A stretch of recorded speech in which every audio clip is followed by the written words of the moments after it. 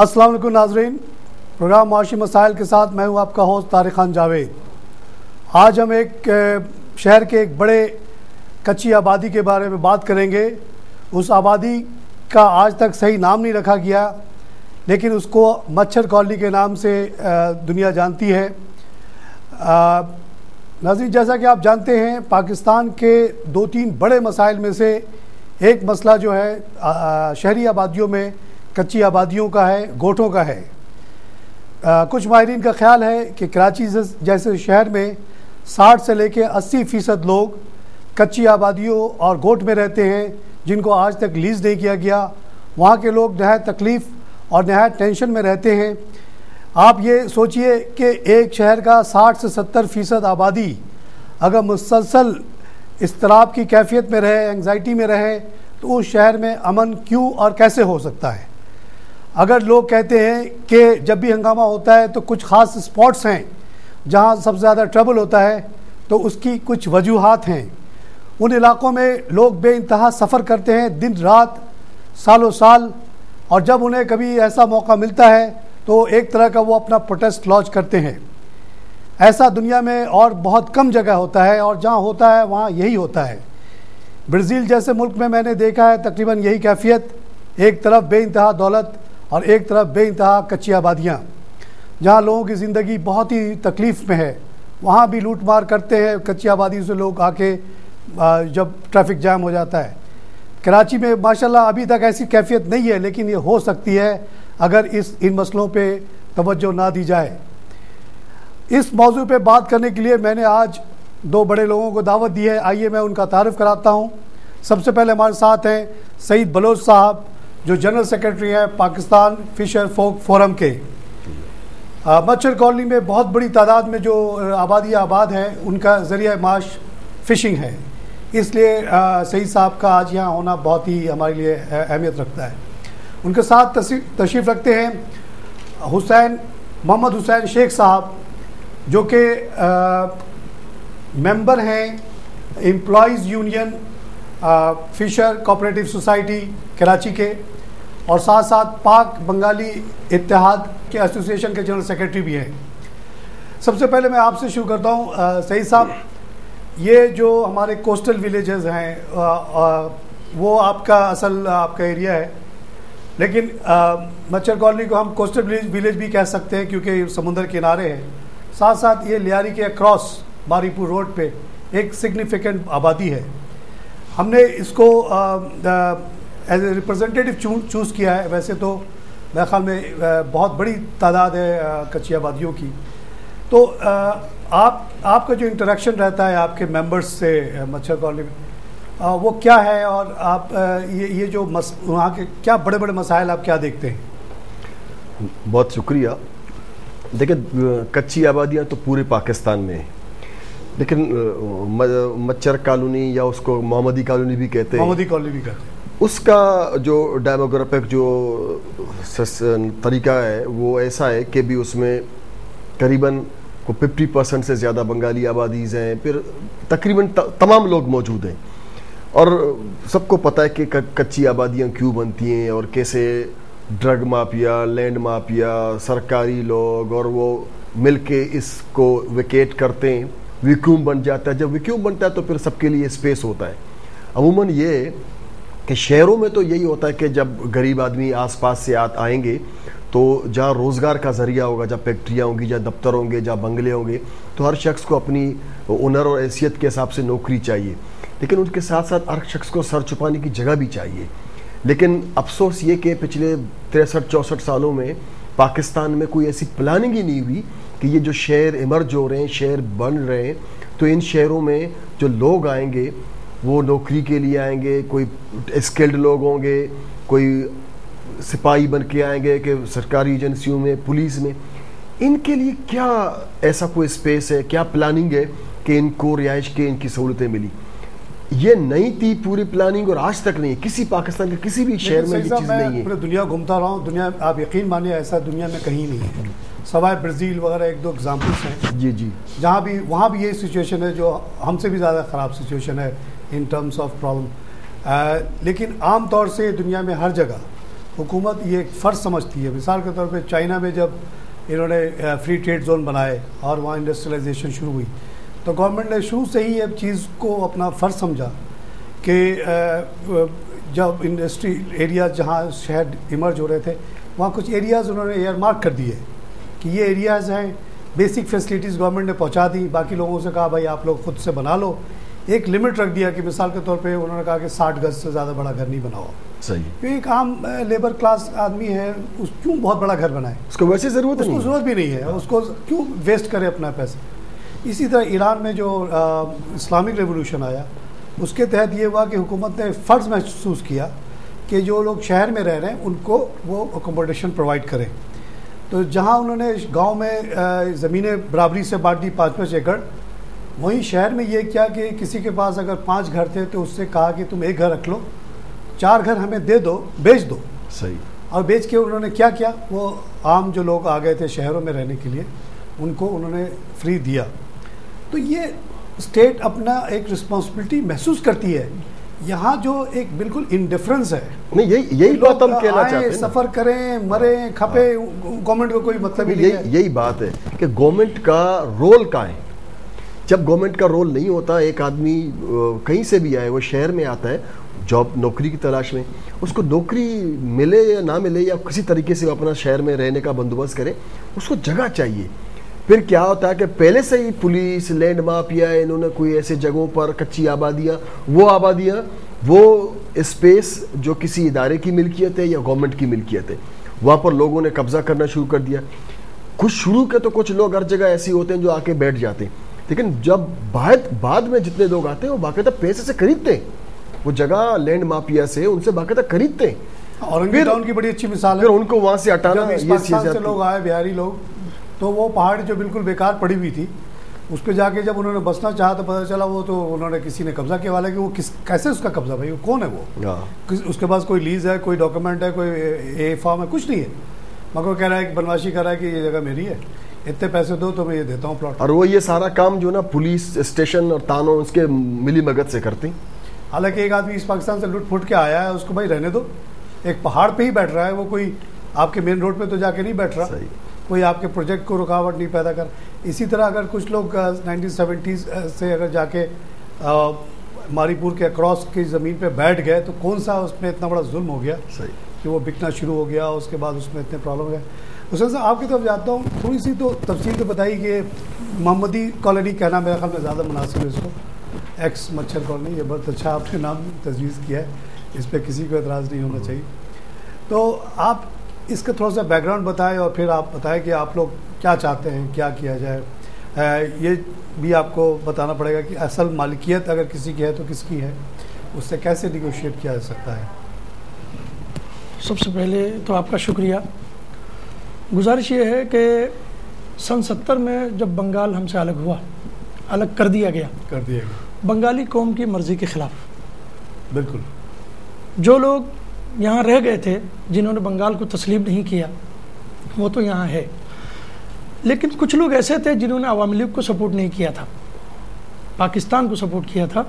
انہوں نے یہ کہا کہ ہمارا آبا و اجداد نے اس ملک کو بنایا تھا اپنے خون پسینہ دے کر, قربانیاں دے کر, 2 ٹکڑا کرنے کے لیے, ہمیں بنگلہ دیش نہیں چاہیے. تو جنہوں نے مشرقی پاکستان میں یہ آواز اٹھایا ان کے اوپر وہاں ظلم ستم بربریت شروع ہو گئی, ان کی زمینیں جائیدادیں, جی بہاری بنگالی بھی شامل تھے جو کہ پرو پاکستانی تھے. بالکل. تو ابھی تک جو ہے وہ لوگ پھر وہاں جب ظلم ستم شروع ہوا, مار کٹائی شروع ہوئی, دھن دولت چھیننا شروع کر دیا, بہو بیٹیوں کی عزتیں خراب کرنی شروع, انہوں نے جو بچی کچی جو بھی ہے وہ لے کے یہاں ہجرت کر کے آ گئے. سر ہم یہ چاہتے ہیں کہ 1947 میں بھی ہجرت ہوا ہندوستان سے, بنگال سے جو ہجرت ہوئی سن 70 کے بعد 80 تک, اس ہجرت کو بھی مانیں. اس کے بعد اب جب یہ لوگ آئے تو یہ رہیں گے کہاں؟ انہوں نے سن 70 میں آ کر یہ آباد کیا. ویسے تو اور بھی آبادیاں بنی, اور بھی آبادیاں ہیں, 102 بستیاں ہیں بنگالیوں کی کراچی میں. اچھا 102 ہے, 102 بستیاں. آپ کے خیال میں ٹوٹل بستیاں اس طرح کی کتنی ہوگی کراچی شہر میں؟ اوورال جو کچی آبادی کہتی ہے کہ یہاں پر کوئی 800 کے قریب, 800 ہے, 800 کے قریب کچی آبادی ہے پورے سندھ میں, پورے سندھ میں.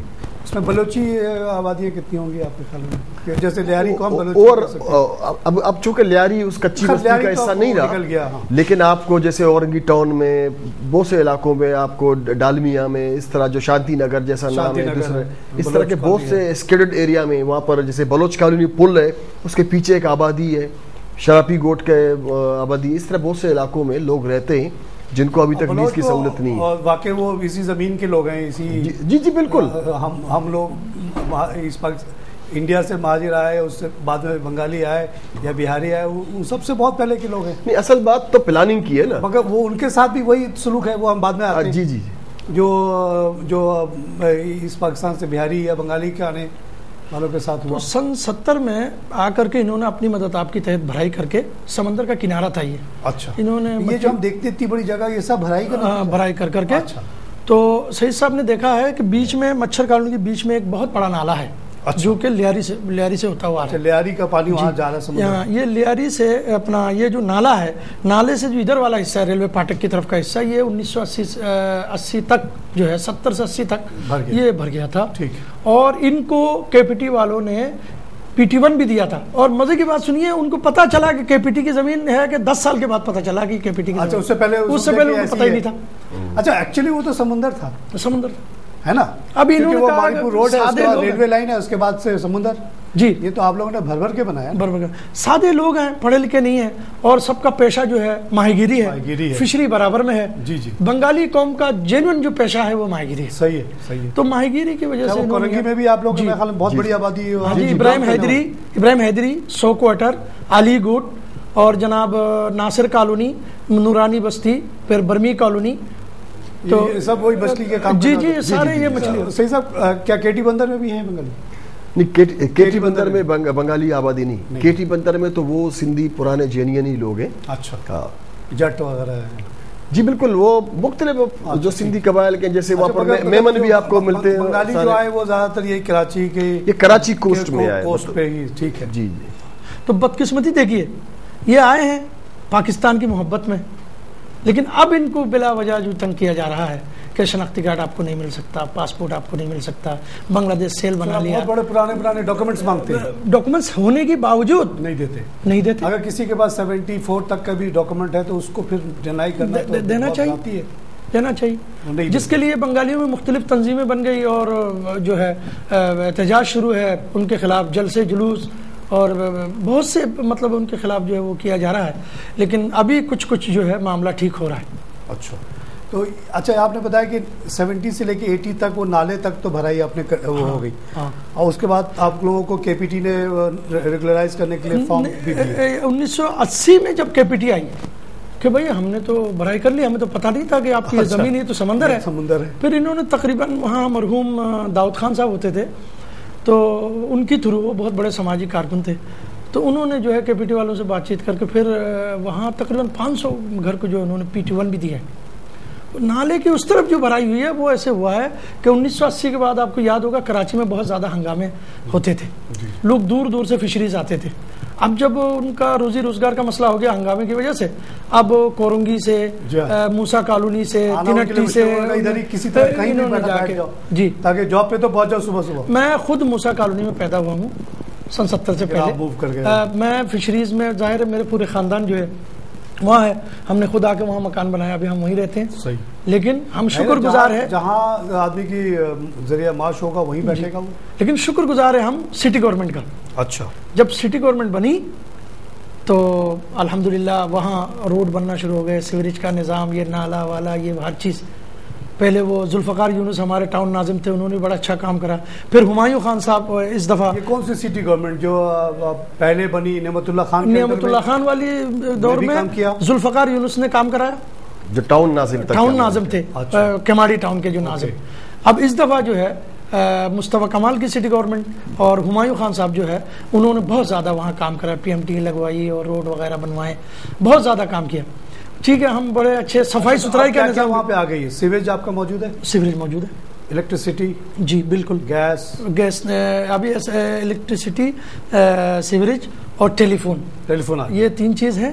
پانی اور گیس نہیں تھا. اب جو ہے ہمارے MPA اور MNA. اچھا ان کے فنڈ سے اب ان کی فنڈ سے ابھی انہوں نے کھدائی کر کے روڈ پہ ایک طرف پانی کا لائن, دوسری طرف جو ہے گیس کا لائن انہوں نے ڈلوا دیا. لیکن اس سے ایک نقصان ہو گیا, وہ جو روڈ ہمارے بنے تھے وہ سب کے سب ایسی کی تیسی ہوگا. اب بلدیاتی الیکشن ہو, کوئی ناظم بنے, سٹی گورنمنٹ بنے, تو جب جا کے یہ روڈ بنے گا, ورنہ یہ MP MNA سے ہی کہیں گے کہ بھائی آپ ہی بنا دو. ہاں صحیح ہے وہ. جی ہاں. نہیں تو یہ ٹھیک ہے. اب ٹوٹل آبادی اب کتنی ہے آپ کی؟ اچھا ہاں, ایک اور گزارش کر دوں, یہاں 50% جو ہے 5 لاکھ کی آبادی ہے. اس میں 50% وہ بنگالی قوم کی آبادی ہے, مگر وہ بنگالی ہے جو کہ کچھ ہجرت کر کے آئے اور کچھ لوگ جو پہلے سے تھے. ٹھیک ہے, ٹھیک ہے. اور تقریباً 30% پختون ہیں. اچھا جی. 10% جو ہے وہ میاں والی برادری ہے, 8% کچھی برادری ہے, 2% جو ہے وہ دیگر قوم, دوسری قوم ہے. اچھا 5 لاکھ کی آبادی ہے, سٹی گورنمنٹ نے اور آپ کے تھوڑے بہت MP MNA نے بھی آپ کے بہت ساری فیسلٹیز تو ماشاءاللہ ایسا لگتا ہے کہ پہلے سے بہتر رہنے کے لحاظ تو ٹھیک ہو گیا. آپ کے جہاں پہ آپ ذریعہ معاش ہے اس سے بھی آپ ماشاءاللہ بالکل. لیکن صفائی ستھرائی کا نظام جو ہے ابھی تک, صحت کا نظام آپ لوگوں کا کام ہے نا, کمیونٹی میں کچھ کریں مل کے جل کے. بس یہ ایسا ہی ہے کہ ہم نے اپنی مدد, ہمارے ایک منسٹر صاحب تھے مرحوم, اللہ ان کو جنت نصیب کرے, محمود علی صاحب. جی جی جی میں جانتا ہوں, وہ ہمارے استاد بھی ہیں. انہوں نے 2 اسکول بنوائے تھے. اچھا ہاں, اسکول اور کالج کی تو ہم نے بات کی. جی جی جی, انہوں نے ایک کی کیا پوزیشن؟ 2 اسکول بنوائے تھے, ہائی اسکول اور پرائمری اسکول دونوں ہیں الحمدللہ. اس سے مچھر کالونی کے عوام کو ان دونوں اسکولوں سے تعلیمی شعور جو ہے وہ آیا. پھر پرائیویٹ اسکول کھل گئے تقریباً 20-25. اچھا, اس میں بچے پڑھتے ہیں. What about hospitals? ہاسپٹل نہیں ہے, ایک بھی نہیں ہے. اپنی مدد آپ کے تحت جو ہے لوگوں, کلینکس وغیرہ ہیں, لیکن سب کے سب تو آتا ہی ڈاکٹر ہے.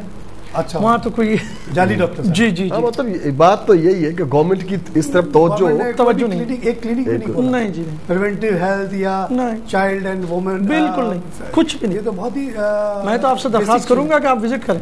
نہیں ضرور میں کروں گا, میں پہلے بھی گیا ہوں اور میں نے پورا کچھ نہیں, صفائی کا کوئی نظام نہیں ہے, صفائی بالکل زیرو ہے. اچھا, واٹ اباؤٹ لالیسنس یا لا اینڈ آرڈر صحیح ہے وہاں پہ؟ وہاں پہ کوئی گینگ وینگ نہیں؟ ہاں وہ سب نہیں ہے الحمدللہ.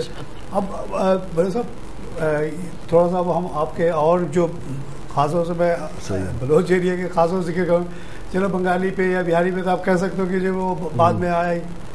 اب یہ جو اتنی بڑی بڑی آبادیاں ہیں, وہاں انسان رہتے ہیں نا, پاکستانی رہتے ہیں نا, ہماری قوم رہتی ہے, ان سے کیا ہم الگ ہو سکتے ہیں؟ یہ سب فیسلٹی آ گئی, الیکٹریسٹی کے اوپر آپ ٹیکس بھی لے رہے ہو, الیکٹریسٹی بل کے اوپر PTV کا چارج بھی لگا رہے ہو 30 روپے, ٹیلی فون وہاں دیا ہوا ہے, ٹیلی فون پہ بھی ٹیکس لے رہے ہو, پانی کا بھی وہ لے رہے ہو, سب کچھ لے رہے ہو, اور اس علاقے کو ریگولرائز نہیں کرنا آپ کے خیال میں کیسے, کس قسم کا یہ مذاق یا ظلم ہے؟ دیکھیں, میں بہت بنیادی بات کرتا ہوں کہ جس ملک میں حکومت کی, اس کے نمائندوں کی, اس کے MP MNAs کی, اس کی اسمبلی کی اور اس کے اداروں کی, ان کا کیا انٹرسٹ ہے, وہ کس طرف جو نا پلاننگ کرتے ہیں اور کس طرح سوچتے ہیں. یہ ہمیشہ بڑے لوگوں کے لیے, اور بڑی سڑک بناؤ, بڑے پل بناؤ تاکہ پیسے والوں کی گاڑی چلے اس پہ. غریب کو کیا سہولت ملے, اس کی آبادی میں پانی آنا چاہیے, اس کو بجلی ملے, اس کی سڑکیں چھوٹی صحیح ہوں, اس کے اسکول ہوں, اس کے صحت کے مراکز صحیح ہوں. اس طرف کوئی بڑی پلاننگ نہیں ہے. ٹھیک ہے, کسی MP نے MNA نے آنے والے الیکشن کے لیے ایک سیٹ پکی کرنی ہے تو چلو بھی ہم یہ پانی کی لائن ڈال دیتے, ہم آپ کے لیے ایک اسکول کھول دیتے, ہم یہاں ڈسپنسری بنا لیتے. اوور اداروں کی پلاننگ کوئی نہیں ہے. آج پاکستان جو دنیا کہہ رہی ہے کہ بھی یہ ناکام ریاست ہے, یہ ناکام ریاست ہے, وہ یہ چیزیں دیکھتے کہ جہاں لا اینڈ آرڈر کی سچویشن صحیح نہ ہو, جہاں کا پیدائشی آدمی بنیادی سہولتوں سے محروم ہو. ایک آدمی تعلیم ہر کسی کا حق ہونا چاہیے. آج تک ہمارے پاکستان نے یہ ریئلائز ہی نہیں کیا. کسی پرائم منسٹر نے, جو یہ بہت سے ہوتے ہیں نا, یہ پرائم منسٹر پاکستان کا بڑا ہمدرد تھا, یہ MP ہے, یہ صدر, میں سمجھتا ہوں وہ شخص پاکستان کا دوست ہو ہی نہیں سکتا جس نے اس ملک میں لازمی اور مفت تعلیم کا اعلان نہیں کیا. اسی طرح بیسک ہیلتھ بہت ضروری ہے. دیکھیے, آپ کو قوم کو اگر ہیلدی بنانا ہے, پریونٹیو میڈیسن جو کم سے کم آپ کر ہی سکتے ہیں نا, اس میں کوئی خاص خرچ نہیں ہے. ایک بچہ پیدا ہو رہا ہے, اس عورت کو آپ نے اگر پراپر ٹیک کیئر کر لیا تو وہ بچہ مرے گا نہیں, عورت بھی نہیں مرے گی. تمام ٹیکے آپ بچوں کو دلا دیں, اس میں کتنا خرچ ہے, کیا ہے, یہ تو گورنمنٹ کر ہی سکتی ہے نا. یہ تو کلاس 8 تک تعلیم، میں کہتا ہوں اس کو انجینئر ڈاکٹر نہیں بنا، کلاس 8 تک پڑھا دو، اس کو انگریزی لکھنا آ جائے، اردو لکھنا آ جائے، دنیا سے وہ کمیونیکیٹ کر سکے، بیسک حساب کر سکے، تاکہ ایک یوزفل سٹیزن. طارق صاحب اب تو میٹرک تو ایکسٹینڈر ہے، میٹرک لازمی، اور وہ تعلیم تو ہر ملک کا لازمی حصہ ہونا چاہیے. بالکل. ابھی ہم ذرا سا لیتے ہیں بریک. صحیح صاحب ناظرین، ہم لیں گے ایک چھوٹا سا بریک کے بعد پھر حاضر ہوتے ہیں.